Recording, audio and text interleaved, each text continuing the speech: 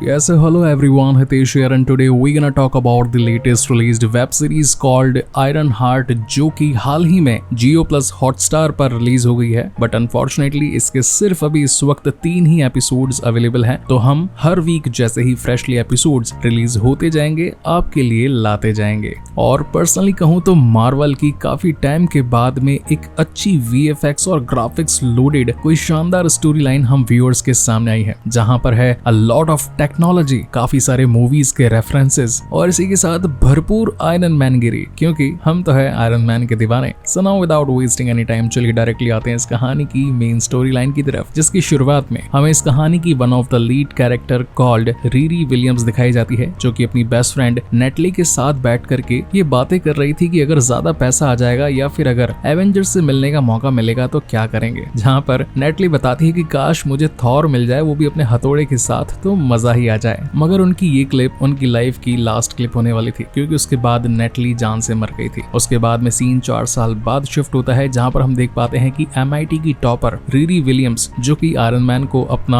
Ideal समझा करती थी, स्कॉलरशिप के पैसों से वो अपनी स्टडीज तो पूरा किया ही करती थी मगर इसी के साथ अपना एक परफेक्ट आयरन सूट बनाने के लिए इलीगल काम भी किया करती थी, जैसे कि लोगों के होमवर्क्स पूरे करना, उन्हें कुछ नए नए गैजेट्स बना करके देना, किसी के लिए किसी दूसरी चीज की चोरी करवाना या फिर कुछ वेबसाइट्स या फिर इलीगल हैकिंग वगैरह करना। इन सारी चीजों में रीरी का हाथ बहुत तेज था, उसे कोई हरा नहीं सकता था। मगर उसका एक सपना जरूर था, वो चाहती थी कि वो एक ऐसा सूट बनाए जो कि इंसानों के लिए बहुत ज्यादा कामगार हो, जैसे कि फायर फाइटर को आग में न झुलसना पड़े, एक पायलट को आसमान में न मौत मरना पड़े, एक डॉक्टर काफी एफिशिएंसी के साथ में इलाज कर पाए, तो क्यों न एक ऐसा रोबोट हो। लेकिन उसने अभी तक इस काम में कामयाबी हासिल नहीं करी थी और इन्हीं चीजों को लेकर के आज MIT के प्रोफेसर उसे अपने सामने लेकर के बैठ जाते हैं और कहते हैं कि रीरी विलियम्स, बहुत हुआ तुम्हारा नाटक, अब तुम्हारी मनमानी और नहीं चलेगी क्योंकि जितना टाइम हमें तुम्हें देना था हम ऑलरेडी दे चुके हैं। नॉर्मली 4 साल किसी स्टूडेंट के लिए बहुत ज्यादा होते हैं, जहाँ पर रीरी अपना ज्ञान बखेरना शुरू करती है कि अगर मैं इस पढ़ाई को पूरा कर भी लूंगी तो मुझे फ्यूचर में क्या मिल जाएगा, एक अच्छी सी जॉब, एक छोटी सी जगह पर एक छोटा सा घर, क्या होगा मेरे उन बड़े सपनों का, क्या मैं वो सब पालूंगी जो मैं मन में चाहती हूँ। आपको कम से कम मुझे 1 साल तो और देना ही चाहिए। मगर जूरी मेंबर्स डिसाइड कर चुके थे कि रीरी विलियम्स को अब और एक्स्ट्रा पैसे या फिर स्कॉलरशिप नहीं मिलेगी यहाँ MIT में और उसका इसी वक्त यहाँ से निकल जाना बेहतर रहेगा। इन सब चीजों को सुनकर के रीरी को थोड़ा गुस्सा तो आता है, लेकिन वो अपना सामान पैक करने की बजाय वहाँ पड़ा अपना रोबोट पैक कर लेती है और वो एक ऐसा तगड़ा आयरन सूट था जो कि रीरी के कमांड्स पर चालू हो जाता है और वो भी आयरन मैन की तरह वहाँ से फुर हो जाती है। और सच कहूँ तो मार्वल में लोकी सीरीज के बाद में और या फिर वांडा विजन के बाद में जितनी भी चुंतरू फुंतरू सीरीज आई, मेरा उसमें दिल नहीं लगा। वो तो आपकी डिमांड थी जो कि मुझे फुलफिल करनी थी तो इसलिए मैं लाता रहता था, but literally I like this series. यहाँ आसमान की ऊंचाइयों में रीरी अपने खास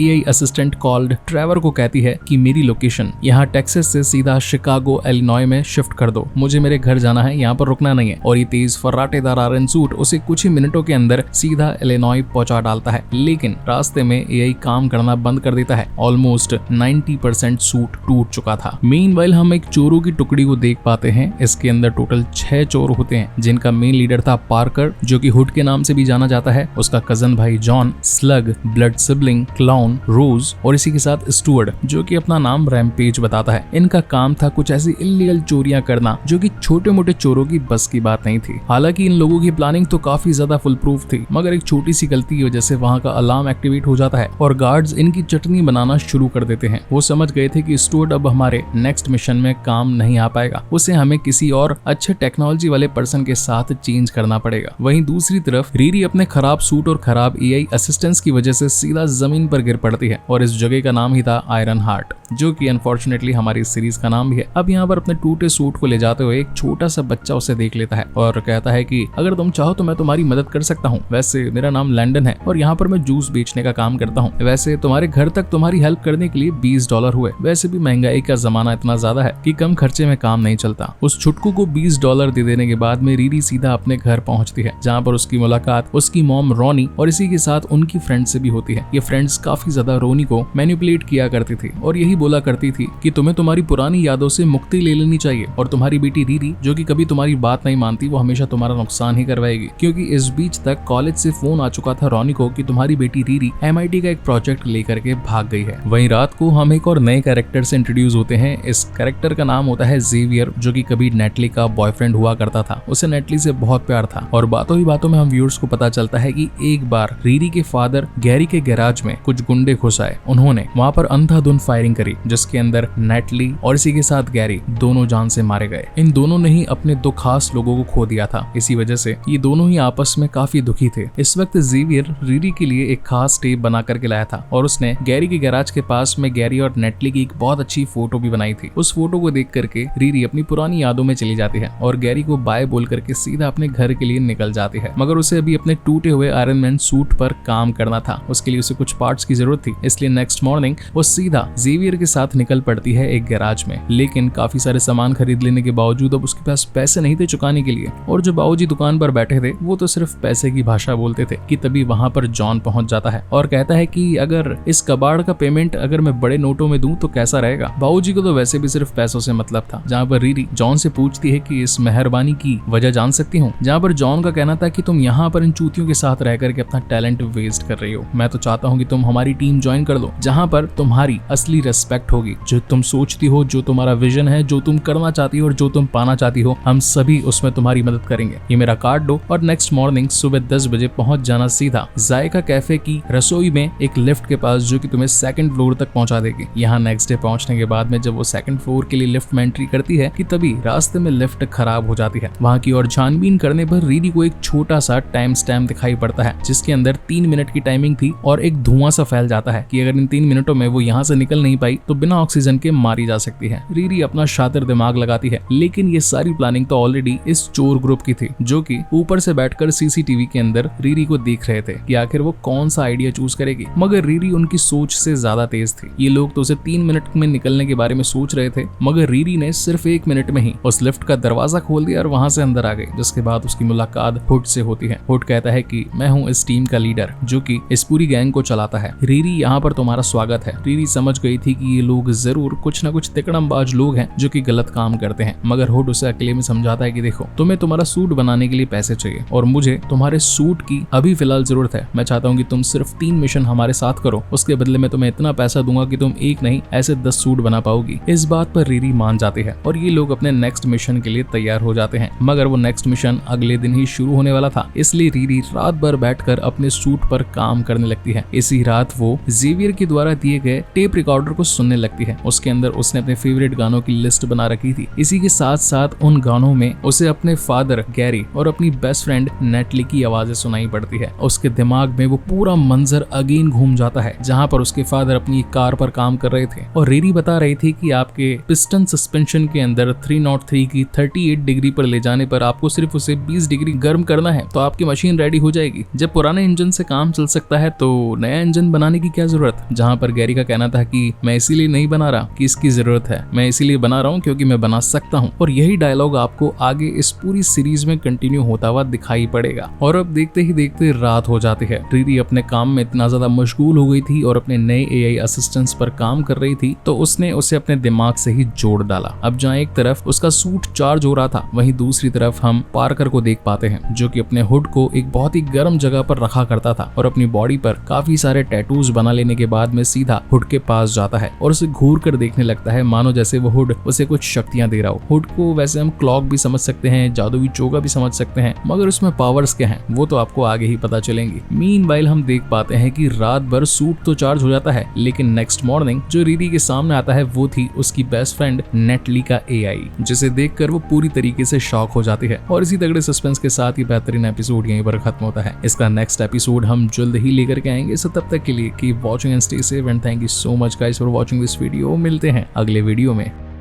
welcome back to another video of Iron Heart season 1 episode 2, जिसकी शुरुआत एक प्रीवियस रिकैप के साथ में होती है, जहां पर हम रीरी विलियम्स को MIT यूनिवर्सिटी से भागते हुए शिकागो इलिनॉय में अपने घर में जाते हुए देख पाते हैं, जिसके बाद उसने अपनी AI असिस्टेंट कॉल्ड नेटली को डेवलप कर दिया था, वो भी अपनी माइंड एबिलिटी के साथ में। और यहीं से ही इस कहानी की शुरुआत होती है, जहां पर वो नेटली के साथ झगड़ा करने लगती है और बोलती है कि आखिर तुम बार बार मेरे काम में अपनी टांग क्यों अड़ा डालती बोलती हो, मैंने तो सोचा था कि वकांडा जैसा क्रियो कोई शानदार एआई असिस्टेंट मेरे साथ आ जाएगा, मगर मैंने तो तुम पर भरोसा भी नहीं किया था। मैंने सोचा भी नहीं था कि तुम जैसी डफर या फिर कहें कि इमोशनल फूल मेरे माथे लग जाएगी। जहाँ पर नेटली का कहना था कि मैं तुम्हारी ही तो उपज हूँ, तुमने ही तो सोचा था मुझे बनाते वक्त, तो बस जैसा तुमने दिमाग लगाया वैसा तुमने असिस्टेंट पाया। जिस पर रीरी कहती है कि मैं कैसे न तैसे तुमसे पीछा छुड़ाने का रास्ता ढूंढ ही लूंगी, मगर पहले तुम्हें यहाँ इस कंप्यूटर में कैद तो कर दूं, क्योंकि मुझे इस वक्त थोड़े इंपॉर्टेंट काम से घर के बाहर जाना है। तो यहाँ पर रीरी के पास में उसके ग्रुप का मैसेज आ गया था कि उसे सुबह सुबह एक मीटिंग में पहुंचना है, जिसके बाद फटाफट से रीरी पहुंच जाती है अपने चोर ग्रुप के पास में। तो यहाँ पर स्लग ने एक बहुत ही शानदार शीला प्रोजेक्ट डेवलप कर रखा था। मुझे तो लगा कि शायद शीला की जवानी होगी, मगर ये तो शीला का रोड था। तो बेसिकली यहाँ पर हर कोई अब अपना इंट्रोडक्शन देता है कि स्लग पहले एक फैशन आइकॉन हुआ करती थी, वहीं पर ब्लड सिबलिंग स्ट्रीट फाइट किया करती थी, रोज एक पायरो कंडक्टर थी जो कि बम बनाने में माहिर थी, वहीं जॉन जो कि इन सभी को रिक्रूट किया करता था। इन सभी को कहीं ना कहीं से किसी एक ऐसे हादसे से या फिर कैसे ऐसे मोमेंट से लिया गया था जहां पर इन्हें पैसों की जरूरत थी या फिर कुछ काम की नीड थी, और अब ऐसा करते करते इनके बीच में दोस्ती बढ़ जाती है। और इनका प्लान ये था कि जो अंडरग्राउंड शीला प्रोजेक्ट चल रहा है, यानी कि सड़क के नीचे वाली टनल्स जहां पर कारें सुपर फास्ट स्पीड से, मतलब कि शायद 300 या 400 किलोमीटर पर आवर की तेज गति के साथ में एक जगह से दूसरी जगह पर पहुंचाई जा सकती है विदाउट एनी एक्सीडेंट। तो उस प्रोजेक्ट को इन्हें हैक करना था डेमो वर्जन का इन्वेस्टर्स को दिखाने से पहले। तो इस काम के लिए उन्हें आयरन सूट की जरूरत थी, जिस पर रीरी कहती है कि ठीक है, कल तुम्हें सूट मिल जाएगा और कल मैं टाइम पर पहुंच जाऊंगी। लेकिन घर आने पर उसे पता चलता है कि सूट तो खराब है, उसमें अभी भी काफी सारी मॉडिफिकेशंस करनी बाकी है। जहां पर एआई इंटेलिजेंट नेटली उसे कहती है कि मैं एक ऐसे ब्लैक मार्केट के ब्लैक डीलर को जानती हूँ जिसके पास में तुम्हारी जरूरत का सारा सामान मिल जाएगा, और वो रहता है शहर के वेस्ट कॉर्नर में। तो यहाँ पर रीरी निकल पड़ती है बाहर उसके घर जाने के लिए, लेकिन सामान को कैसे लेकर के जाती, जहाँ पर छोटू लंदन आकर उसकी मदद करता है और बोलता है कि $40 लूंगा मैडम, क्योंकि महंगाई जो बढ़ गई है और ऊपर से कमाई धंधा भी इतना नहीं है। देखा जाए तो लंदन और तुम लोगों में कोई फर्क नहीं है, बिल्कुल इसी के जैसे हो। तो खैर रीरी यहाँ पर मिल जाती है जो नाम के एक बंदे से। अब यहाँ पर जो कि इस वक्त अपनी पड़ोसन से टकरा रहा था, क्योंकि उसकी पड़ोसन ने उसी के गार्डन में अपने कुत्ते से पॉटी जो करवा दी थी। जो बार बार कहता है कि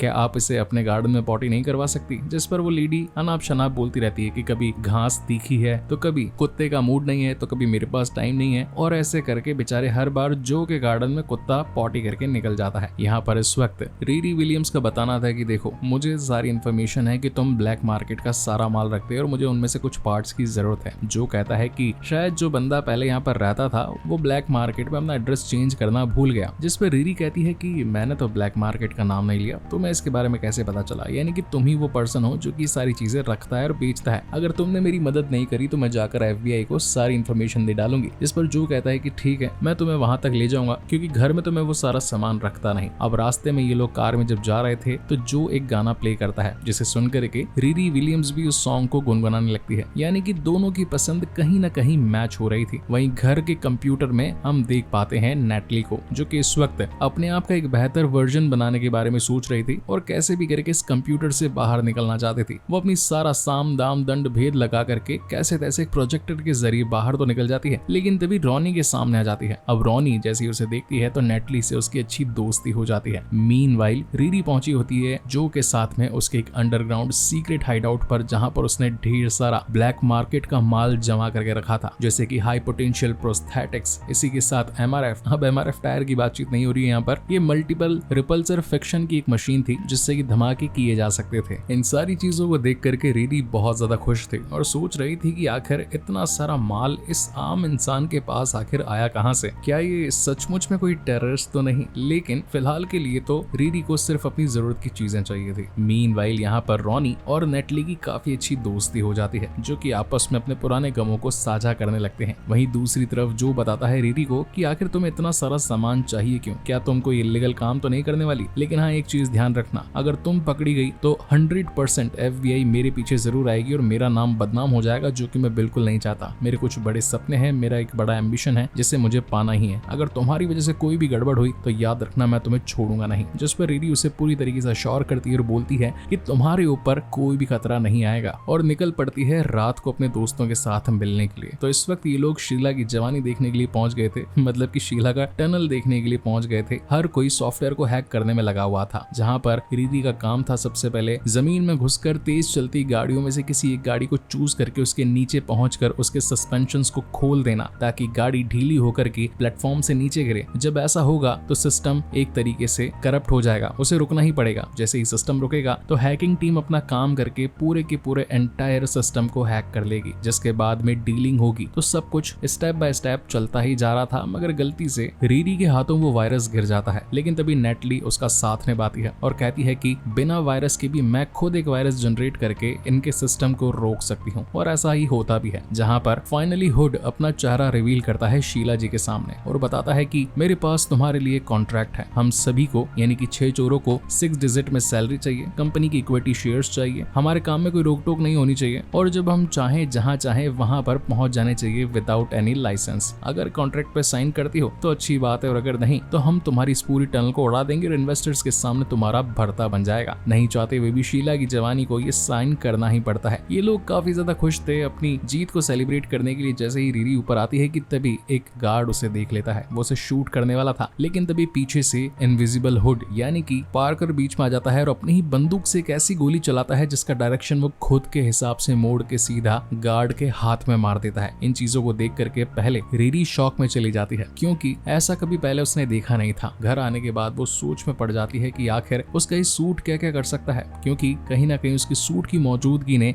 आर्टिफिशियल इंटेलिजेंस कॉल नेटली को पूरी तरीके से हैंग कर दिया था। जहां पर वो बाकी टीम से उसके बारे में पूछने लगती है तो रोज बताती है कि वैसे तो मैं उसके बारे में कुछ ज्यादा जानती नहीं हूँ, मगर उसने काफी बड़े बड़े काम किए हैं, काफी अच्छी अच्छी डील्स हमें उसके तरफ से ही मिली है। तो रीरी का आइडिया था कि अभी वैसे हुड घर पर है नहीं, तो हम उसके चोगे को थोड़ा सा एनालाइज करके ये चेक करते हैं कि आखिर उसके पास ही पावर्स आती कहाँ से, क्या वो कोई विजर्ड है, कोई एलियन है या फिर माजरा कुछ और ही है। तभी रोज चुपके से उसके रूम में जाकर के हुड को पहन करके नीचे आ जाती है और चिल्लाने लगती है कि देखो मेरे पास तो सुपर पावर्स आ गई, मगर इतना गर्म क्यों है। कि तभी वहां पर जॉन पहुंच जाता है और रोज का सर फोड़ देता है और कहता है कि आज के बाद इसे पहनना मत। इसी बीच यहाँ पर पार्कर भी आ जाता है और कहता है कि ठीक है दोस्तों, जो हुआ सो हुआ, मगर मेरी चीजों से दूर रहने में ही तुम्हारी भलाई है। इन चीजों को रात भर रीरी सोचती ही रहती है। कि तभी उसे याद आता है कि जेवियर ने उसे एक पार्टी में चलने के लिए कहा था, तो वो सीधा पार्टी में जेवियर के साथ पहुंच जाती है। यहाँ पर ये दोनों खूब सारी बातें करते हैं, खूब इंजॉय करते हैं, पुराने गमों को भुलाने की कोशिश करते हैं, जिसके बाद रीरी सीधा अपने घर आ जाती है, जहाँ पर उसकी माँ रोनी कहती है कि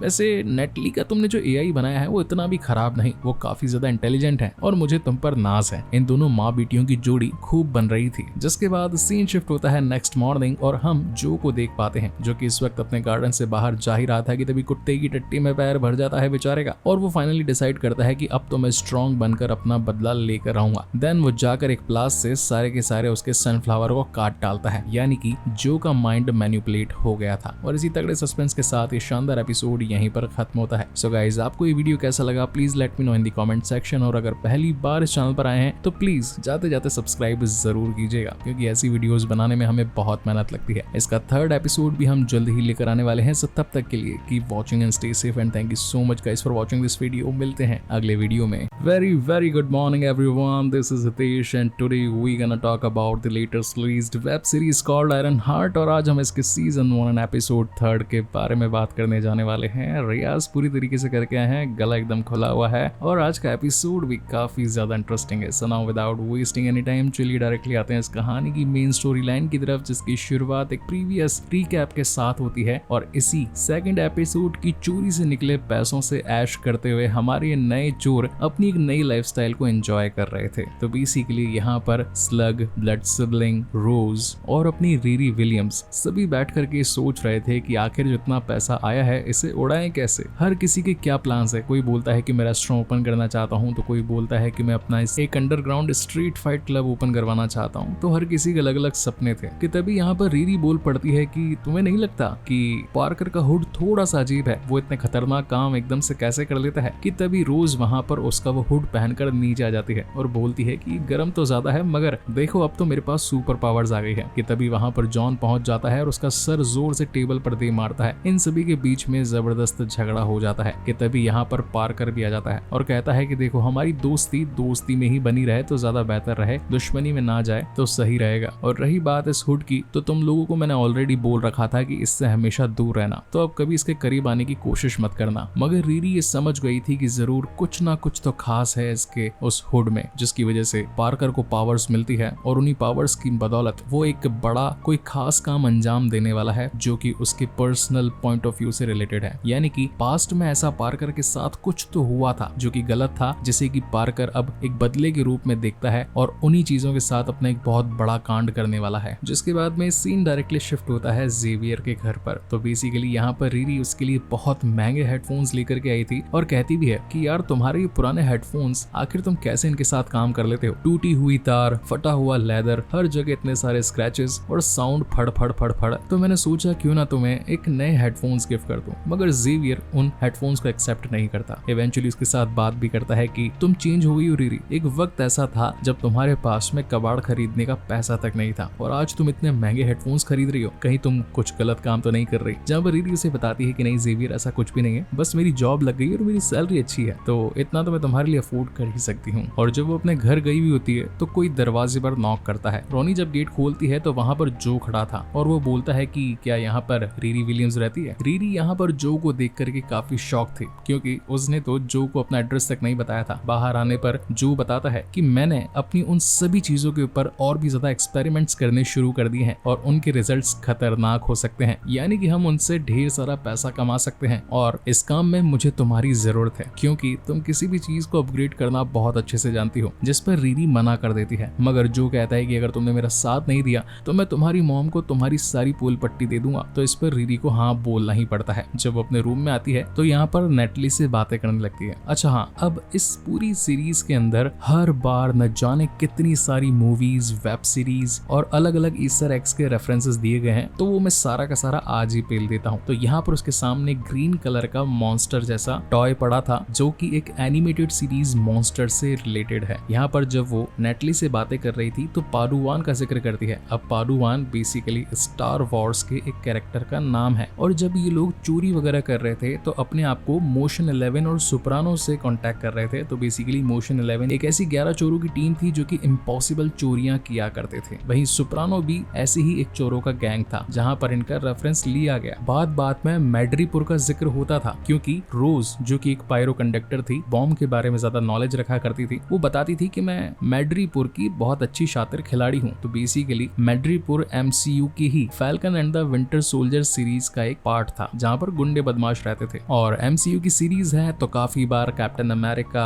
आयरन मैन, थॉर, हल्क, इसी के साथ वकांडा, इन सभी के रेफरेंस तो गिफ्ट में मिल रहे थे। Now coming back to the main story again, इन दोनों के ही बीच में अच्छी खासी बातचीत हो रही थी। नेक्स्ट डे ये लोग अपना थोड़ा सा टाइम स्पेंड करने के लिए बाहर खुली हवा में निकल जाते हैं जहाँ पर नेटली का कहना था कि यार हम बचपन में किस तरीके से मस्ती मजाक किया करते थे, हर चीजों को साथ में स्पेंड किया करते थे। वैसे मैं चाहती हूँ कि आज का दिन जब हम साथ बिता ही रहे हैं तो तुम्हें एक दो जगह और ले जाना चाहती हूँ। जिसके बाद वो अपने फादर के गैराज में पहुंच जाते हैं जिसका नाम था गैरीज गैरेज। तो यहाँ पर पहुंचते के साथ ही रीरी विलियम्स को अपनी पुरानी यादें अगेन ताजा होती दिखाई पड़ती है। किस तरीके से उन शूटर्स ने आकर हमला किया, उसके फादर को जान से मार दिया, नेटली को भी खत्म कर दिया। इन चीजों को देख करके रीरी बहुत ज्यादा पैनिक हो गई थी मगर तभी नेटली उसे सहारा देती है, उसे कूल डाउन होने के बारे में कहती है और लंबी गहरी सांसें लेने के बारे में बोलती है। रीरी कहती है कि ये सारी चीजें तो नेटली किया करती थी, तुम तो सिर्फ एक AI हो, तुम्हारे पास इतनी एबिलिटी कैसे आई कि तुम किसी इंसान के मूड को शांत करवा सको। जहाँ पर नेटली कहती है कि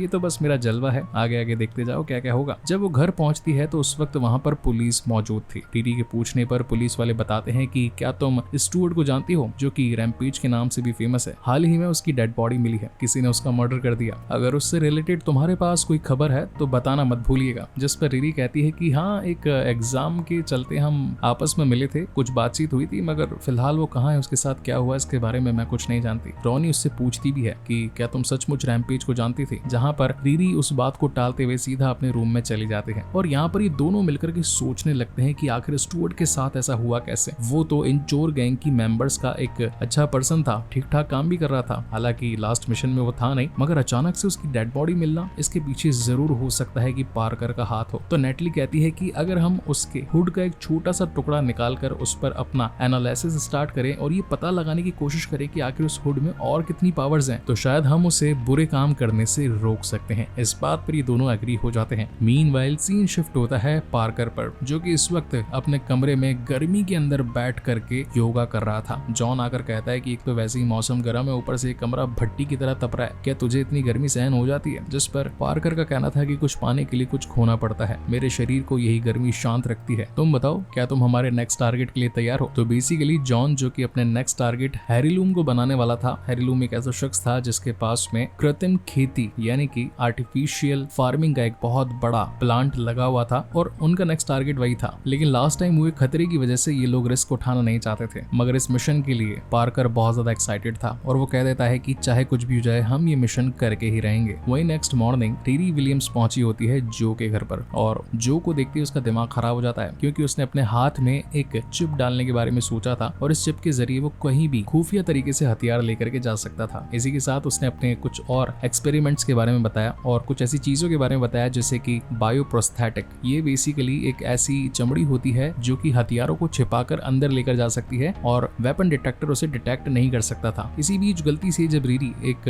ड्रॉर खोलती है तो उसमें उसे उसके पिता की राख मिलती है और वो पर्सन होता है ओबेडाया स्टेन। अब अगर आप लोगों को ओबेडाया स्टेन याद नहीं तो बता दूं, आयरन मैन की फर्स्ट मूवी में आयरन मैन का villain the Iron Monger Obadiah Stane ही था और ओबेडाया स्टेन और कोई नहीं बल्कि अपने जो का फादर यानी कि स्टार्क इंडस्ट्री में टोनी स्टार्क के बेस्ट फ्रेंड था और जो का असली नाम एजिकल स्टेन होता है। यानी कि कहानी में बहुत बड़ा ट्विस्ट आ गया था, जहां पर आयरन मैन की दीवानी रीरी विलियम्स आयरन मैन को पोर्ट्रे कर रही थी, वहीं पर उसी के दुश्मन आयरन मॉन्गर का बेटा रीरी की हेल्प कर रहा था। यानी कि पास्ट फिर से उठ करके आया है। अब यहाँ पर रीरी का उससे कहना था कि कहीं तुम भी अपने पिता की तरह कोई बड़ा कांड तो नहीं करने वाले, जहाँ पर जो का कहना था कि मैं उनकी तरह बुरा इंसान नहीं हूँ, मैं कुछ अच्छा करना चाहता हूँ और तुम्हारी मदद भी करना चाहता हूँ। जिसके बाद डायरेक्टली सीन रात में शिफ्ट होता है। यहाँ पर इस बायो फार्मिंग के बहुत बड़े प्लांट में कोई भी वेपन अंदर लेकर के जाया जाना मना था, तो आयरन सूट जाना तो बहुत बड़ी बात थी, इसलिए रीरी को ऊपर ही खड़ा होना पड़ता है, जबकि अंदर अदृश्य पावर्स के साथ में सीधा पार्कर पहुंच जाता है हैरिलूम के पास में। अब इनके बीच में कॉन्वर्सेशन होती है जहाँ पर हैरिलूम का बताना था कि मुझे पहले से ही अंदाजा था कि तुम यहाँ पर जरूर आओगे। शहर में ऑलरेडी ऐसी कई चोरियां हुई थी जो कि मुझे लग रहा था कि इसके पीछे तुम्हारा ही हाथ होगा और मैं इस बात को जानता था कि तुम यहाँ पर जरूर आओगे, तो मैंने तुम्हारे लिए ऑलरेडी चेक तैयार रखा है, इस चेक को लो,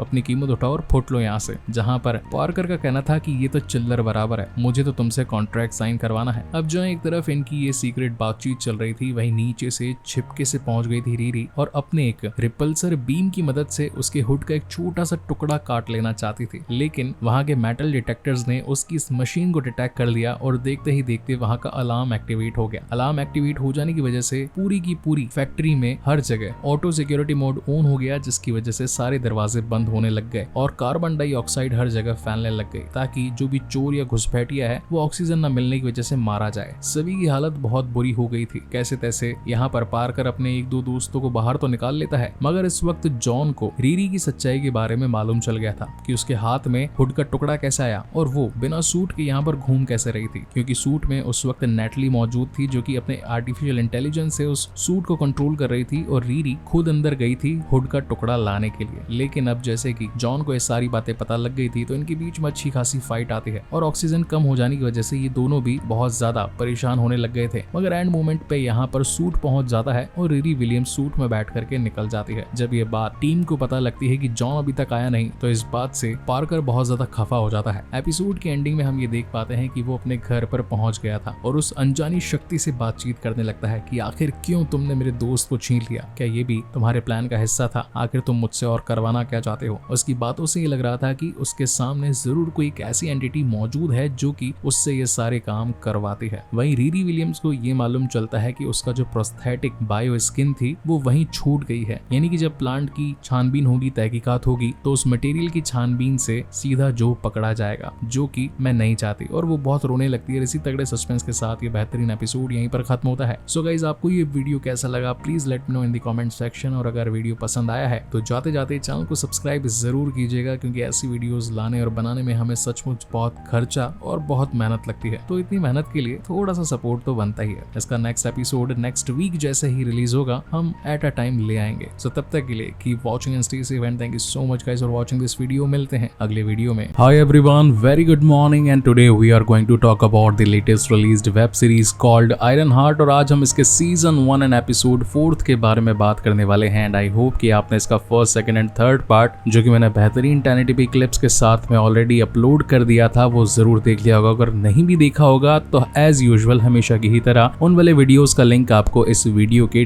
डिस्क्रिप्शन बॉक्स में मिल जाएगा, जाकर जरूर चेकआउट करना, क्योंकि रिव्यूज तो आपको हर दूसरा रिव्यूअर अपने चैनल पर करता मिल जाएगा, मगर शायद एक्सप्लेनेशन इस क्वालिटी का आपको top notch detail with high quality में यहीं पर ही मिलेगा। So now coming back to the main story, तो बेसिकली यहाँ पर एक फ्लैशबैक दिखाया जाता है। ये वो मोमेंट था जब पार्कर रॉबिन्स अपने खास दोस्त जॉन के साथ मिलकर के एक घर के अंदर चोरी करने के लिए पहुंचा था। ये लोग छिपते छिपाते उस घर के अंदर तो चले गए थे, वहाँ के सारे अलार्म भी डीएक्टिवेट कर दिए थे, मगर फिर भी जो मेन तिजोरी थी वो अभी भी एक टाइट सिक्योरिटी अलार्म से सिक्योर्ड थी। और जैसे ही वो लोग ये तिजोरी खोलते हैं कि तभी वहाँ का अलार्म एक्टिवेट हो जाता है। कुछ लोग वहाँ पर आने ही वाले थे उन्हें पकड़ने के लिए, लेकिन तभी ये दोनों वहाँ से भाग जाने का डिसाइड करते हैं। जिसके बाद सीन करंट सिनेरियो पर शिफ्ट होता है। यहाँ पर पार्कर बैठ करके अपने अजीज दोस्त या फिर कहें कि कजिन जॉन के बारे में सोच रहा था और अपने टीममेट्स को बता रहा था कि वो एक अच्छा इंसान था। हर कोई उसके बारे में अपनी अपनी तरफ से एक एक श्रद्धांजलि दे रहा था और उसकी अच्छी बातें बता रहा था, मगर गुस्से में बैठा पार्कर तो सिर्फ और सिर्फ रीरी विलियम्स को ही देख रहा था, क्योंकि वो जानता था कि उसके विजन्स में आकर के किसी ने उसे बता दिया कि जॉन का कातिल और कोई नहीं बल्कि रीरी विलियम्स है, और वो अनजाना शख्स और कोई नहीं। अभी बताऊं या चलो ठीक है बाद में बताऊंगा, यानी कि नेक्स्ट एपिसोड में। तो कुल मिलाकर के रीरी समझ गई थी कि अब उसकी बैंड बजने वाली है। जब वो अपने घर पर आती है और उस हुड के छोटे से टुकड़े के ऊपर थोड़ी बहुत एक्सपेरिमेंट करती है, तो उसे मालूम चलता है कि इसके अंदर जो पार्टिकल्स हैं वो एक हीट डेसिपिएट पार्टिकल्स हैं, यानी कि उनके अंदर काफी सारी ऊर्जा मौजूद है। अब वो दोनों यानी कि रीरी और इसी के साथ नेटली दिमाग लगाने लगते हैं कि आखिर इसे नष्ट कैसे किया जाए, कि तभी वहां पर उनकी मॉम पहुंच जाती है। मॉम का कहना था कि आजकल तुम थोड़ा अलग बिहेव नहीं कर रही हो, जैसे कि सुबह जल्दी निकल जाना, रात को लेट घर पर आना, हमसे बातचीत नहीं करना और ऊपर से महंगे महंगे सामान लेकर के आते रहना। क्या तुम कुछ गलत तो नहीं कर रही हो? जहाँ पर रीरी बताती है कि नहीं मॉम, ऐसी कोई बातचीत नहीं है, मैं बस थोड़े एक अपने नए प्रोजेक्ट पर लगी हुई हूँ, तो जैसे ही वो कंप्लीट होगा बस सब कुछ ठीक हो जाएगा। जैसे उसकी मॉम बाहर जाती है कि तभी रीरी अगेन उस कपड़े के ऊपर एक्सपेरिमेंट करने के लिए सोचती है कि क्यों ना मैं जाकर के एक बार जॉन से बात करूं। लेकिन अब जैसा कि जॉन तो हो गया था जेल में बंद, तो यहाँ पर जब वो उसके घर पर आती है तो बाकी पुलिस फोर्स वगैरह वहाँ पर मौजूद थी जो कि इसका सारा सामान ले जा रही थी। उसकी पड़ोसन हैदर बताती है कि ऐसे क्रिमिनल को तो पुलिस वालों को पकड़ ही लेना चाहिए। क्या तुम्हें पता भी है कि उसने मेरे सूरजमुखी के फूलों के साथ क्या किया? मगर रीरी उसकी बातों पर ध्यान नहीं देती। मीनवाइल सीन जॉन पर शिफ्ट होता है, जो कि अभी इस वक्त जेल में था। उसकी फोटोज वगैरह क्लिक होती है, हर जगह की छानबीन होती है, जैसे कि सर के बालों की, मुंह के अंदर, दांतों के आसपास की, आगे पीछे अंडकोशों की, ताकि कहीं कोई कुछ छिपा कर जेल में ना ले जाए और वहां से बाहर ना भाग जाए। क्योंकि पुराने टाइम में लड़कियों ने ऐसा किया था कि बॉडी के छिपे हुए पार्ट्स के अंदर कुछ ऐसा सामान छिपा लेती थी जिससे कि जेल से भागा जा सके। अब यहाँ पर अगेन इनकी एक मीटिंग होती है जहाँ पर सभी लोग अपने नेक्स्ट प्रोजेक्ट के बारे में सोच रहे थे। वहीं पर गर्म रहने वाला पार्कर इस बार बर्फ से उठता है, यानी कि कुछ अलग ही उसके माइंड में प्लान चल रहे थे। इस वक्त जेल में जॉन से मिलने के लिए रीरी आई होती है, जहाँ पर जॉन उसे कहता है कि तुमने तो मेरी पूरी जिंदगी ही पलट करके रख दी। मैंने तुम्हारे ऊपर विश्वास किया था, मैं चाहता नहीं था कि किसी को भी अपने सामान दिखाऊं, मगर देखो आज तुमने क्या किया। आज तुम्हारी वजह से मैं जेल की सलाखों के पीछे हूँ। सफाई देने की कोई जरूरत नहीं रीरी, बस तुम यहाँ से निकल जाओ, मुझे तुमसे इस बारे में और कोई बातचीत नहीं करनी। जबकि रीरी उसे ये बताने आई थी कि मेरे हाथ कुछ खास लगा है, उसमें मुझे तुम्हारी जरूरत है, मगर इज़ेकियल स्टेन तो बिना कुछ बात किए ही वहां से निकल जाता है। जिसके बाद अगेन यहाँ पर इन सभी की मीटिंग होती है और ये अपने नेक्स्ट प्रोजेक्ट के बारे में बातचीत करने लगते हैं, जिस पर पार्कर का बताना था कि हमें एक टेक स्पेशलिस्ट की जरूरत है, क्योंकि अगले प्रोग्राम में यानी कि जो काम हम अंजाम देने वाले हैं वहाँ उसकी नीड लगेगी। जिस पर रीरी कहती है कि ठीक है कोई बात नहीं, अगर मेरे लिए कोई काम हो तो जरूर बताना। जिसके बाद वो अपने घर चली आती है और घर पर आकर बहुत सारी जगह सीसीटीवी कैमरास लगा देती है ताकि उसे हर मोमेंट की इंफॉर्मेशन मिलती रहे कि उसके घर पर किसी प्रकार का हमला तो नहीं होने वाला। इसी बीच उसकी मॉम कहती है कि यार तुम इतना किस चीज के लिए पॉसेसिव हो रही हो, जहाँ पर रीरी उन्हें एक घड़ी देती है और बताती है कि मैं बस आपकी सेफ्टी चाहती हूँ, इस घड़ी को हमेशा अपने पास रखना, ये आपकी मदद करेगी और रात को पहनकर भी सोना। जिसके बाद वो नेटली के पास चली जाती है। नेटली से बातें करने पर उसे ये लगता है कि अगर जल्द से जल्द हमने उस हुड के छोटे से टुकड़े के ऊपर एक्सपेरिमेंट करके उसे खत्म करने का तरीका नहीं ढूंढा तो हम एक बहुत बड़ी मुसीबत में पड़ सकते हैं। अब यहाँ कहानी में जो इतना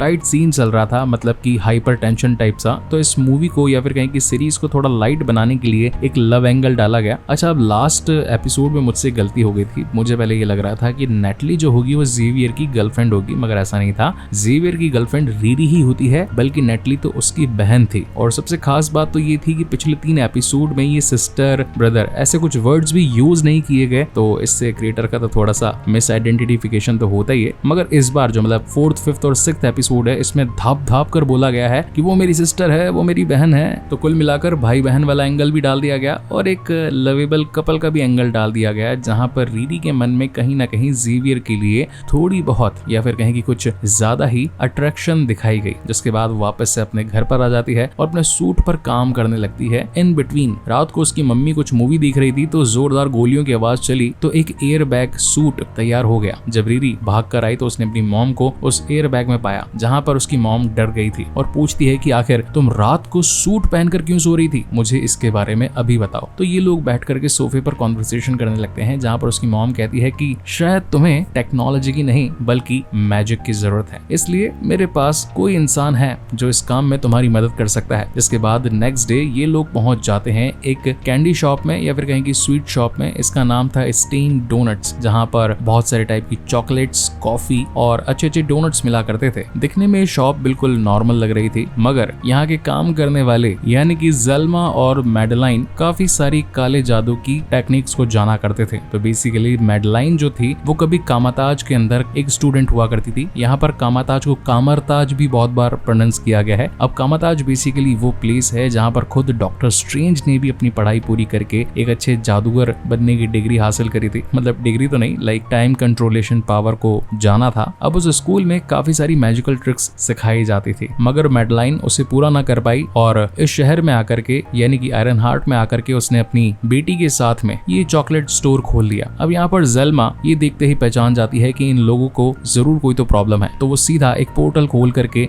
अपने एक सीक्रेट कमरे में आ जाती है। जिसके बाद ये उस टुकड़े पर थोड़ी बहुत रिसर्च करती है और उसे मालूम चलता है कि ये नेचुरल है। नेचुरल का मतलब ये होता है कि वो मेटल या वो क्लोथ जो कि ओरिजिनली किसी एक अलग डायमेंशन से बिलोंग करता है। रिसर्च करने पर ये मालूम चला कि ये इस दुनिया का तो नहीं है, ये किसी और डायमेंशन या फिर कहें कि हेल से बिलोंग करता है। इस बात को जान लेने के बाद तो सभी घबरा जाते हैं और ज़ल्मा बताती है कि तुम जितना जल्दी हो सके इस टुकड़े से और जिसका ये टुकड़ा है उससे अभी के अभी दूर चली जाओ, तुम्हारे ऊपर मौत का खतरा मंडरा रहा है। अगर तुमने वापस उस पर्सन के कांटेक्ट में आने की कोशिश करी तो फिर हो सकता है कि शायद हम भी तुम्हें ना बचा पाए। ये एक अलग टाइप का जादू है। देखा जाए तो टेक्नोलॉजी के बारे में ये कहा जाता है कि वो अच्छी भी है और बुरी भी है, डिपेंड करता है कि उसे यूज करने वाला कैसा है। बुरा इंसान यूज करेगा तो टेक्नोलॉजी का गलत इस्तेमाल होगा, यानी कि टेक्नोलॉजी न्यूट्रल होती है। मगर जादू के साथ ऐसा नहीं होता, जादू काला भी होता है, जहाँ पर एक चीज के बदले दूसरी चीज ले ली जाती है, यानी कि नुकसान। जादू बहुत अलग तरीके से काम करता है, इसलिए मैं तो तुमसे यही कहूंगी कि बस हमेशा के लिए इन चीजों से दूर हो जाओ। बाहर आने पर रॉनी यानी कि रीरी की मम्मी उसे बहुत समझाती है और कहती है कि हमें यहाँ से निकल जाना चाहिए और तुम्हें अब इस चीज पर और ज्यादा रिसर्च नहीं करनी चाहिए। मगर रीरी अब इस टुकड़े को खत्म करने के लिए निकल पड़ी थी। वहीं पर जेल के अंदर जीक से मिलने के लिए, अब जीक बेसिकली नाम ऐसे बना कि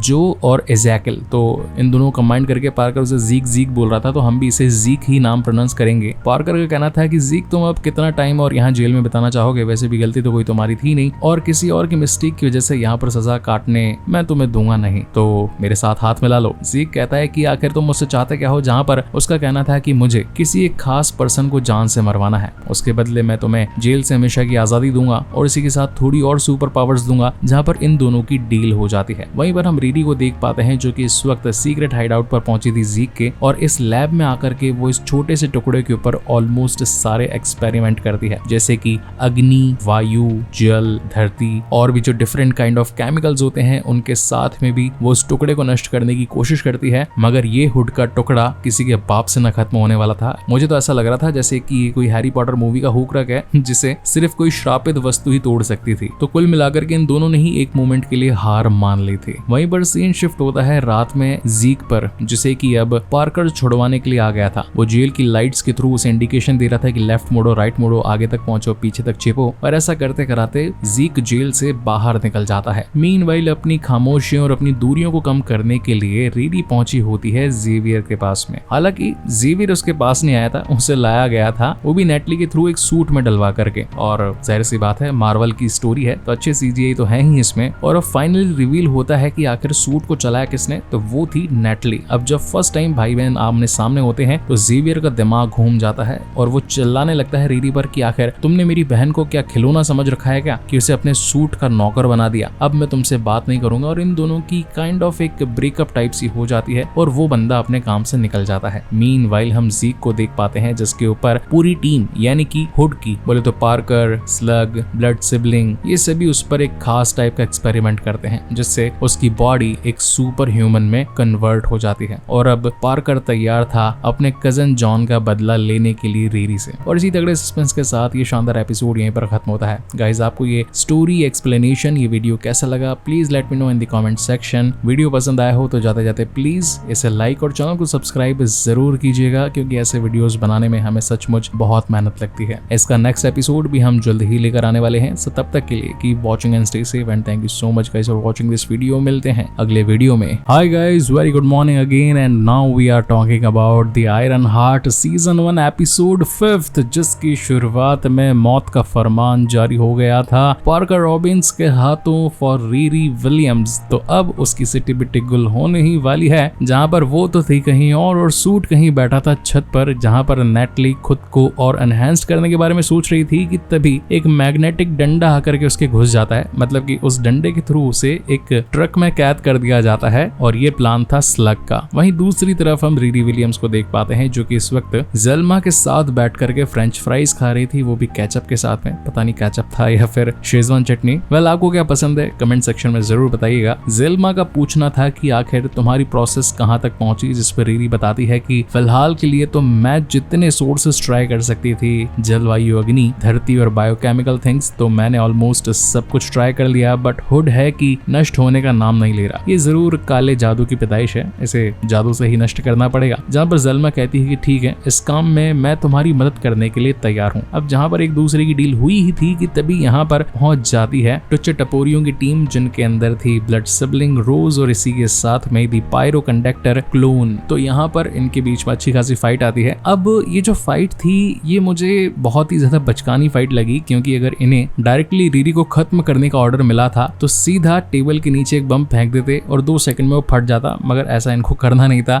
ये आराम से बातचीत कर रहे हैं, छिप रहे हैं, छोटी सी जगह पर ही एक दूसरे को मुक्के मार रहे हैं। भाई चाकू लो ना यार, चाकू डाल के सीधा काम खत्म करो, लेकिन नहीं। तो कुल मिलाकर के इस बचकानी फाइट से बचने के लिए रीरी विलियम्स काफी सारे हथकंडे आजमाती है, जैसे कि एक हाइड्रोलिक पंप में एक फायर एक्सटिंग्विशर देकर मार देती है इन सबको, और फिर इन्हें कैद करने के लिए एक एयर बबल बना देती है जिससे कि खुद बच पाए। जब वहां क्लोन आती है तो उसके ऊपर काफी सारे बम फोड़ती है, उसे भी वो एक्सटिंग्विशर से जो है ठोक ठाक देती है, और कुल मिलाकर के कैसे तैसे इन फुद्दुओं से अपनी जान बचा करके भग लेती है। इसी बीच जो ट्रक के अंदर अपना सूट कैद था वो अपने आप को आजाद करवा करके सीधा रीरी के पास पहुंचकर दोनों कंबाइंड हो जाते हैं। और यहाँ पर एक मस्त सीन था जहाँ पर एक सुपर हीरोइक एंट्री के साथ में मुक्का दे मारती है रीरी विलियम्स धरती में, और यहाँ स्लग का ट्रक उल्टा हो जाता है। ऐसा ही एक सीन मूवी द हैनकॉक में भी था, तो वो भी बड़ा सिमिलर सा सीन लगा मुझे। खैर, स्लग के टायर पंचर हो जाते हैं, उसके दिमाग के सारे स्क्रू ढीले हो जाते हैं। अब यहाँ पर रीरी को लग रहा था कि वो बच जाएगी, लेकिन तभी उसका मुकाबला करने के लिए यहाँ पहुंच जाता है ज़ीक स्टेन, या फिर कहेंगे एजिकल स्टेन। रीरी उसे यहाँ से जाने के बारे में कहती है कि गुंडों का हमला होने वाला है, तुम्हें यहाँ से निकल जाना चाहिए, आखिर तुम यहाँ पर पहुंचे कैसे। जबकि ज़ीक का बताना था कि यहाँ पर इन्हें मैं ही लेकर के आया हूँ और मुझे तुम्हें खत्म करने का काम मिला है। अब इन दोनों के बीच में जो फाइट आती है वो मुझे बढ़िया लगी। ऐसा लग रहा था मानो जैसे स्टेपन वुल्फ और साइबॉर्ग के बीच में धमाधम फाइट हो रही है। अब जिन लोगों को ये नहीं पता तो DCEU वाली सीरीज को मेरी जरूर चेकआउट करिएगा, मालूम चल जाएगा ये दोनों कौन धुरंधर है। अब यहाँ पर काम तो उसे मिला था रीरी विलियम्स का सर लाने का, यानी कि उसे जान से खत्म कर देने का, लेकिन रीरी उसे कहती है कि हम एक अच्छे दोस्त थे और तुम्हारी जो पैदाइश हुई है वो किसी को जान से मारने के लिए नहीं बल्कि कुछ क्रिएट करने के लिए हुई है, तुम प्लीज जान मत लो मेरी। और वो प्लीज सुन के मान भी जाता है। मुझे कॉन्ट्रैक्ट मिला होता तो मैं सीधा ठोक देता, सीधा जॉन विक की तरह, क्योंकि उनका काम है सीधी बात नो बकवास, तो वैसा ही कुछ। लेकिन यहाँ पर वो भाई साहब इसे छोड़ करके चल जाता है और बोलता है कि इस जगह से जितना ज्यादा दूर जा सको चले जाना, क्योंकि पार्कर तुम्हारे पीछे आ रहा है। लेकिन ये सारी चीजें दूर खड़ी क्लोन देख लेती है। घर आने पर वो बहुत ज्यादा टूटी फूटी हो रही थी। मम्मी कहती है कि भैया तेरे को मारा किसने, मुझे बता। जैसे कि हमारी मम्मियां करती है कि जब हमें क्रिकेट के अंदर बॉल पड़ जाती है तो नीचे की टीम मेंबर्स को गाली बकने के लिए मम्मी ही आती है, तो वैसा ही कुछ मम्मी ने बोला। लेकिन रीरी कहती है कि नहीं, ये छोटा मामला नहीं है, ये बहुत ज्यादा बड़ा मामला है और इस वक्त आप, मैं और हमारे करीबी लोग बहुत ज्यादा खतरे में हैं, तो इस वक्त इस जगह को छोड़ देना सबसे ज्यादा बेनिफिशियल है। लेकिन उसकी मम्मी उसे हौसला अफजाई करती है, पता नहीं क्यों। तब जाकर के रीरी का माइंड चेंज हो जाता है और वो कहती है कि yes I am the girl from the city, यानी कि मेरे अंदर है पावर और मैं करूंगी इनका सामना, मैं बच करके नहीं भागूंगी, क्योंकि भागूंगी तो ये लोग फिर से पीछे आएंगे, तो मैं इनको खत्म करूंगी, मगर मेरे पास है ही क्या लड़ने के लिए।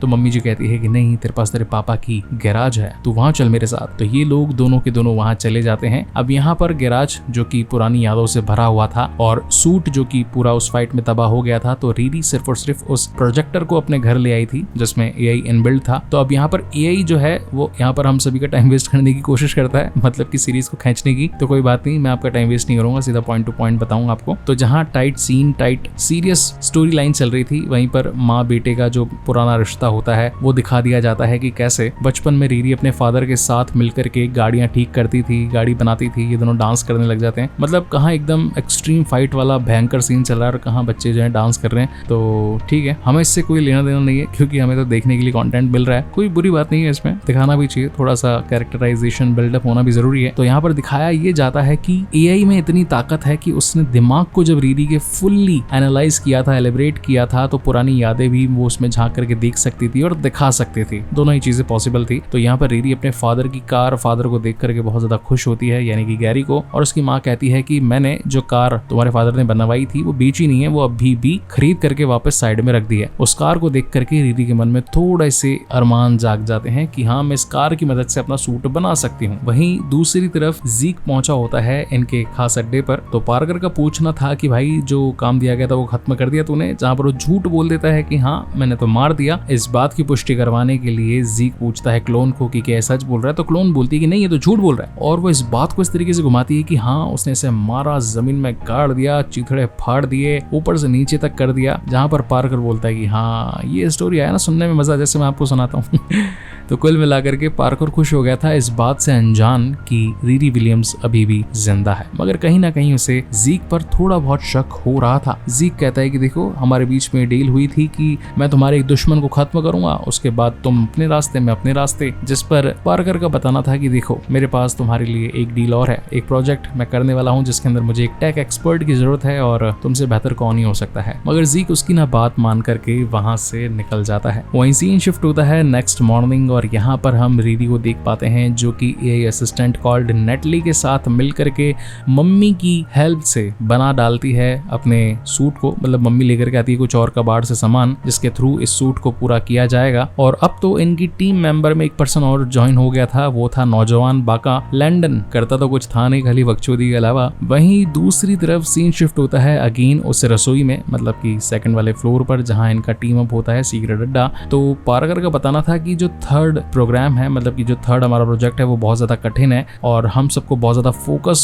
होकर के काम करना पड़ेगा। लेकिन इस बीच क्या होता है कि क्लोन ने एक रात पहले स्लग से ऑटोप्सी रिपोर्ट निकलवा ली थी रैम्पेज की कि आखिर वो मरा कैसे। बताया गया था कि वो ड्रग्स के ओवरडोज से मरा, लेकिन वो तो कभी ड्रग्स करता ही नहीं था, यानी कि उसे किसी और ने मारा और वो काम है हमारे पार्कर रॉबिन्स भैया का। पार्कर को आ जाता है गुस्सा, वो क्लोन को सुनाने लगता है, जहां पर बाकी टीम मेंबर्स भी कहते हैं कि कहाँ गया तुम्हारे फैमिली का ढोंग जो तुम हमें अपना बोला करते थे, इस हिसाब से तो फिर हमें भी तुम्हारे साथ काम नहीं करना चाहिए। जहां पर गुस्से में आया पार्कर बोल देता है कि निकलो फुटो यहाँ से बैठ के, भाइयों कोई जरूरत नहीं मुझे तुम्हारी, पहली फुर्सत में निकलो और अब जो भी काम होगा वो मैं खुद करूंगा। मीनवाइल यहाँ गैराज में इन सभी को कॉफी पिलाने का काम जेवियर भैया करते हैं और इसी बीच इन दोनों की अलग ही लव स्टोरी भी चलती दिखाई पड़ती है, कहानी को थोड़ा लाइट बनाने के लिए, कलरफुल बनाने के लिए। तो लव स्टोरी से अपने को क्या मतलब है, अपने को तो धूम धड़ाम चाहिए। जहां पर इनकी मदद करने के लिए अब आ गई थी जल्मा, जो कि अपने ज़ैलम 7 मतलब की पुराने वाली जादू की ताकत यानी कि वांडा विजन और अगाथा हार्कनेस वाली ताकतों को मिला करके उसका बनवा डालती है एक ऐसा गैजेट जो कि सामने आए दुश्मन के चीथड़े फाड़ सके, जिस पर प्रैक्टिस भी करने शुरू कर देती है अपनी रीरी विलियम्स। और इनकी एक अच्छी टीम अप हो जाती है। जहां एक तरफ सूट का बनने का काम चल रहा था, वहीं पर जीक पहुंचा होता है अपने घर पर कुछ पुराना सामान लेने के लिए, मगर हैदर चिल्लाने लगती है और बोलती है कि तुम साले चोर गुंडे लुटेरे फिर से आ गए मेरे फूलों को नुकसान पहुंचाने के लिए, तुम्हें तो इस वक्त यहाँ से निकाल देना चाहिए, आतंकवादी घोषित कर देना चाहिए। इन सारी बातों को सुनकर के जीक का हो जाता है दिमाग खराब और वो बोलता है तेरी तो आज मैं बच्ची लूंगा। और तभी जब उसे मारने के लिए पहुंचता है कि उसकी पावर्स ही काम नहीं करती, पीछे से आई कार में बैठ करके निकलता है अपना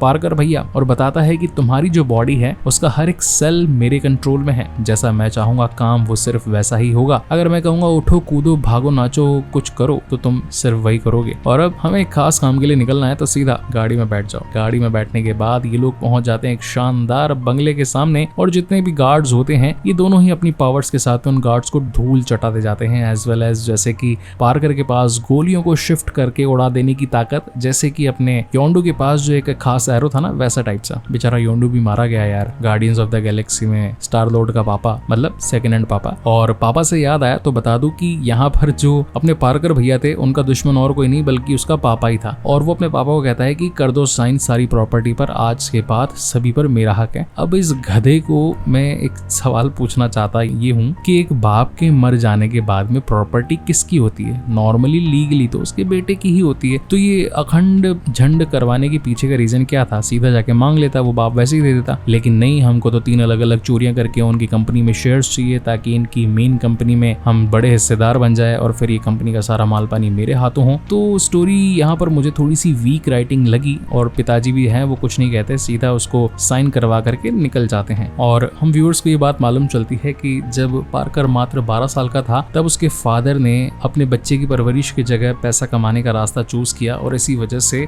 पार्कर को अपने फादर पर बहुत ज्यादा गुस्सा था और आज उसने अपने बाप से वो सारी की सारी चीजें, जायदाद, पूरा फैक्ट्री वगैरह सब कुछ ले लिया और बाप को यहाँ से चलता कर दिया। मीनवाइल सीन शिफ्ट होता है इस स्टोरी के सबसे बेस्ट पार्ट पर, जहां अब रेडी हो चला था आयरन हार्ट का नया सूट, बोले तो रिरी विलियम्स की एक न्यू क्रिएशन, जहां उसके पास एक मजबूत और तेज डिवाइस तो था ही, मगर अब इन्फिनाइट पावर के लिए जेल्मा ने उसके अंदर काला जादू भी इनपुट कर दिया था। और यहीं से ही शुरुआत होने वाली थी एक बड़ी जंग की। लेकिन एक गड़बड़ हो जाती है, जैसे ही काला जादू सूट में एंटर करता है कि तभी एआई करप्ट हो जाता है और नेटली मारी जाती है। और इसी के साथ ये शानदार एपिसोड यहीं पर खत्म होता है। सो गाइस, आपको ये एपिसोड कैसा लगा please let me know in the comment section. और यार कमेंट करके बताना जरूर, क्योंकि क्या होता है ना कि सीधी सीधी स्टोरी सुनाते हैं तो बोरिंग सा फील होता है। थोड़ी सी कॉमेडी करते हैं, अलग हंसी भी आती है, थोड़े से सेंटिमेंटल्स भी ऐड हो जाते हैं, दिमाग 2-3 चीजों पर और भी लगने लगता है, क्योंकि एक्सप्लेनेशन तो और भी लोग करते हैं लेकिन फिर उनमें और अपने में डिफरेंस क्या रह जाएगा। तो पसंद आया तो बहुत अच्छी बात है और नहीं पसंद आया तो फिर आप अपनी ऐसी तैसी करवाइए, क्योंकि मैं तो देखो ऐसा ही रहने वाला हूँ। वैसे भी घर परिवार समाज ने ऑलरेडी इतना डिप्रेस करके रख दिया है कि अपनी खुन्नस कहाँ निकालूं, तो मुझे यही जगह मिलती है बकवास करने की, तो कर देता हूँ। चलो यार, बहुत ज्यादा बातें हो गई, एपिसोड खत्म हो गया क्या? काली स्क्रीन के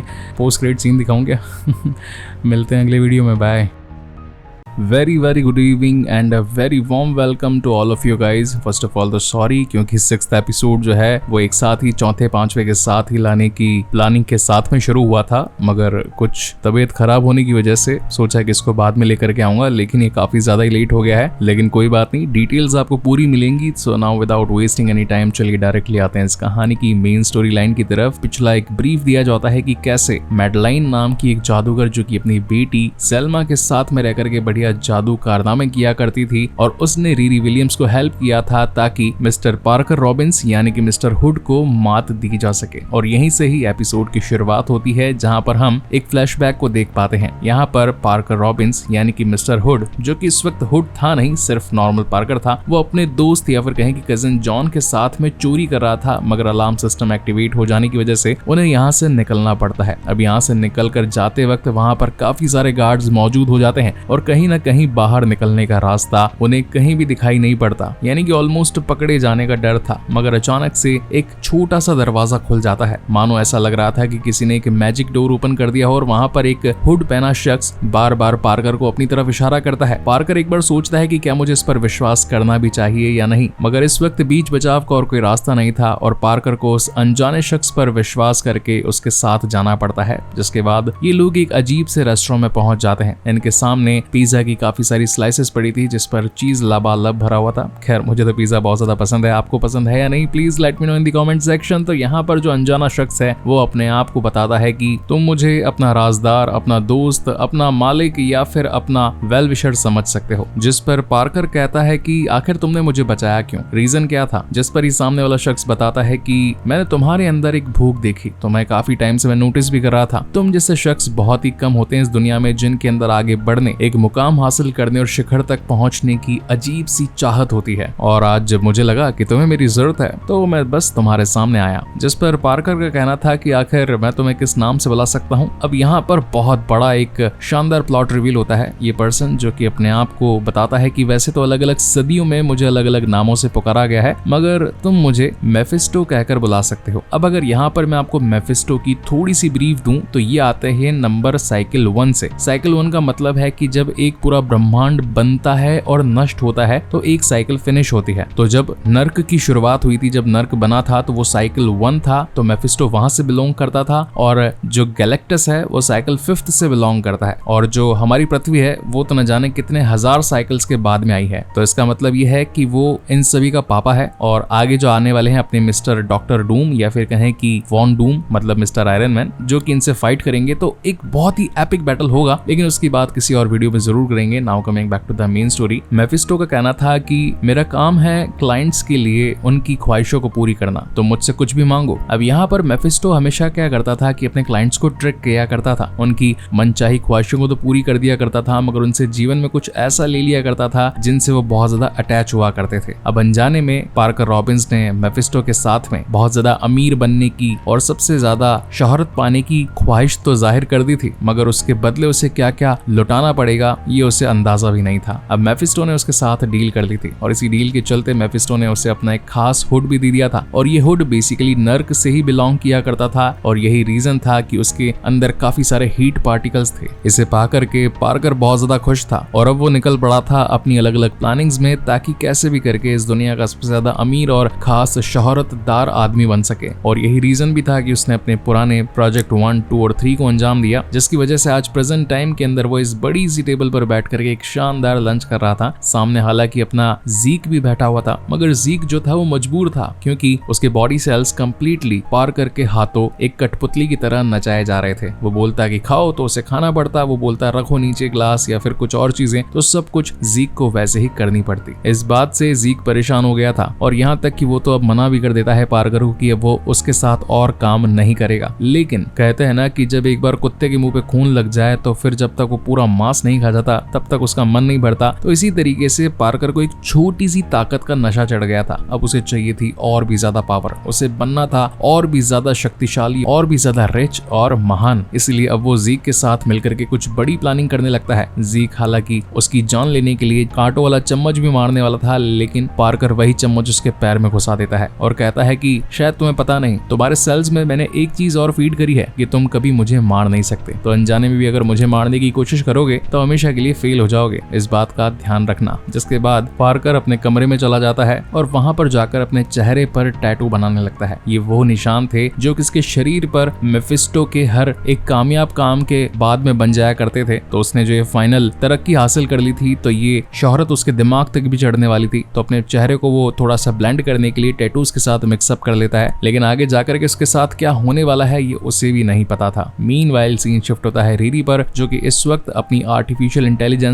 कॉल्ड नेटली को वापस लाने के लिए सूट में सारे तिकड़म लगाने लगती है। बार बार रीस्टार्ट करके बार बार पूरे सिस्टम को इलेक्ट्रीफाइन करने लगती है, उसे रिबूट करने लगती है, बार बार अपने दिमाग के साथ कनेक्ट करके नेटली को वापस लाने की कोशिश करती है। लेकिन काला जादू था कि नेटली को वापस आने ही नहीं दे रहा था। यहाँ पर बाकी सभी लोग जैसे कि जेल्मा, जेवियर, उसकी मम्मी, ये सभी से समझाते हैं कि अब शायद नेटली जा चुकी है, तुम्हें अब उसे भुला देना चाहिए। लेकिन रीरी थी जो कि मानने वाली नहीं थी, उसे अपनी नेटली वापस चाहिए थी, और इसी बात का बदला लेने के लिए वो निकल पड़ती है उसके दुश्मन पार्कर रॉबिन्स के पास। वहीं पर हम पार्कर को देख पाते हैं जो कि इस वक्त अपने हुड के साथ था, लेकिन इस बार खुद उससे मिलने के लिए मेफिस्टो आ गया था। पिछले एपिसोड 1, 2, 3, 4, 5 तक में हमने सिर्फ उससे बातें करते हुए सुना था कि कोई तो अनजाना शख्स है या फिर कहीं की अनकही ताकत है जिससे कि पार्कर बातें किया करता है, लेकिन है कौन वो बताया नहीं गया। मगर इस बार खुद मेफिस्टो उसके पास आ गया था और उसे कहना चाहता था कि आखिर क्यों तुमने मुझे याद किया और यहाँ पर बुलाया। जिस पर पार्कर का कहना था कि जो मैं पाना चाहता था वो तो मैंने आसानी से पा लिया, मगर ये ताकत मेरे लिए काफी नहीं, मुझे और भी ज्यादा ताकत चाहिए, तुम मुझे और ज्यादा शक्तिशाली बना दो। जिस पर मेफिस्टो का कहना था कि तुम अब इस लायक नहीं बचे कि तुम्हें और ज्यादा शक्ति दी जाए, लगता है कि अब इस सीक्रेट हेल्प पावर को किसी और को दे देने का वक्त आ गया है। इन बातों से पार्कर बहुत ज्यादा नाराज हो जाता है क्योंकि उसे नहीं पता था कि अब ये पावर्स किसके पास जाने वाली है, लेकिन मेफिस्टो इस बात का उससे वादा कर चुका था। यहाँ पर जब रीरी पहुंचती है उसी रसोई में, यानी कि उसके 2nd फ्लोर वाले अड्डे पर, तो उसका सामना जीक से हो जाता है। अब यहाँ पर जीक को ऑलरेडी प्लान इस तरीके से किया गया था कि अगर कोई भी पार्कर रॉबिन्स यानी कि हुड पर हमला करने के लिए आए तो जीक उसे रोकेगा। अब जीक चाहता तो नहीं था यहाँ पर रीरी विलियम्स के साथ फाइट करना, लेकिन उसके इंटरनल सेल उसे काम करवाने पर मजबूर कर रहे थे। अब वो बार बार उसे मारते हुए बचने के बारे में भी कह रहा था कि मैं तुम्हारे मुंह पे मार रहा हूँ, बचो वहां से, मैं तुम्हें लात मारने वाला हूँ, हट जाओ वहां से, मैं तुम्हारे ऊपर कुछ जोरदार फेंकने वाला हूँ, तो हट जाओ वहाँ से। ये बात रीरी विलियम्स भी समझ गई थी। उसे ये बात मालूम थी कि कैसे भी करके मुझे ज़ीक को बचाना है, इसलिए वो उसके मेन पॉइंट यानी कि बेचारे के गोटो पर वार करके उसका सिस्टम रिबूट करने के बारे में सोचती है और कहीं ना कहीं इसमें कामयाब भी हो जाती है। And this fight was quite enough good, मतलब कि बहुत ज्यादा वाव भी नहीं थी लेकिन इतनी ज्यादा घटिया भी नहीं थी। और अब अपने एजेकिल स्टेन का दिमाग क्लीन कर देने के बाद में बारी थी हुड की। वो चली जाती है सीधा उससे फाइट करने के लिए। वहीं पर हुड भी इंतजार में था कि जब वो आए तो उसका भुड़ता बना दूं। अब यहाँ पर इनकी फाइट बढ़िया थी, सचमुच अच्छे खासे सीजीआई का इस्तेमाल हुआ है और अब तो दोनों के अंदर सुपर पावर्स मौजूद थी, यानी कि काइंड ऑफ अपना जो हुड है जो कि गोलियों को मैनिपुलेट कर सकता था, तो वहीं पर रीरी विलियम्स जो कि काले जादू के साथ में उन गोलियों को अगेन मैनिपुलेट कर सकती थी। तो दोनों की अच्छी खासी फाइट यहाँ पर दिखाई जाती है। यहाँ पर दोनों ही काले जादू का इस्तेमाल कर रहे थे, मगर एक मोमेंट पर पार्कर भारी पड़ जाता है और पूरी तरीके से रीरी का सूट तबाह कर देता है और एंड मोमेंट पर बस उसके मुंह पर गन रखकर शूट करने ही वाला था कि तभी पीछे से रीरी चिल्लाती है कि कैसा लगा मेरा न्यू प्रोटोटाइप, जो कि एकदम रियल होलोग्राफिक इमेज बनाता है। इसके साथ ही वो पार्कर रॉबिन्स का पार्कर अलग और रॉबिन अलग कर देती है। इस हार को पार्कर सहन नहीं कर पाता। हालांकि रीरी चाहती तो उसे जान से मार सकती थी, लेकिन अचानक से वो एक अलग ही डायमेंशन में पोर्ट हो जाती है। यहाँ पर उसकी मुलाकात अगेन मेफिस्टो से होती है और मेफिस्टो जो कि हर बार अपने नए क्लाइंट्स को ढूंढ लिया करता था, तो इस बार उसने रीरी विलियम्स को अपना अगला क्लाइंट चुना था, जहाँ पर वो उससे पूछता भी है कि तुम्हारे मन की ख्वाहिशें क्या है। अब रीरी जो कि हमेशा से नेटली को पाना चाहती थी, क्योंकि बचपन में यानी कि 4 साल पहले उसकी दोस्त एक हमले में मारी गई थी, तो बार बार रीरी के दिमाग में सिर्फ उसी की छवियां घूम रही थी। तो अब ये चीजें मेफिस्टो ने ऑब्जर्व कर ली थी और देखते ही देखते वो उसे उसका टास्क दे देता है, यानी कि उसकी इच्छा को पूरी करने के बदले रीरी अब हमेशा के लिए उसका काम करेगी। अब यहाँ पर इनके बीच में डील हुई या नहीं हुई ये चीज कंप्लीटली दिखाई नहीं गई, लेकिन एपिसोड के एंडिंग में हम ये देख पाते हैं कि रीरी को उसकी दोस्त नेटली मिल गई होती है और वो उसे टच भी कर सकती थी और ये दोनों एक दूसरे को मिल करके बहुत ज्यादा खुश थे। अब यहाँ पर एपिसोड तो एंड हो जाता है, लेकिन कहीं ना कहीं अगर कंक्लूजन की बात करें तो जहां तक मेरा दिमाग कहता है कि रीरी विलियम्स ने मेफिस्टो से हाथ नहीं मिलाया, सिर्फ उसकी जो एक्स्ट्रा ऑर्डिनरी होलोग्राफिक इमेज जो कि अब बहुत ज्यादा अपग्रेड हो गई थी, इसी वजह से शायद तक रीरी नेटली को छू पा रही थी। और एपिसोड यहीं पर एंड हो जाता है और इस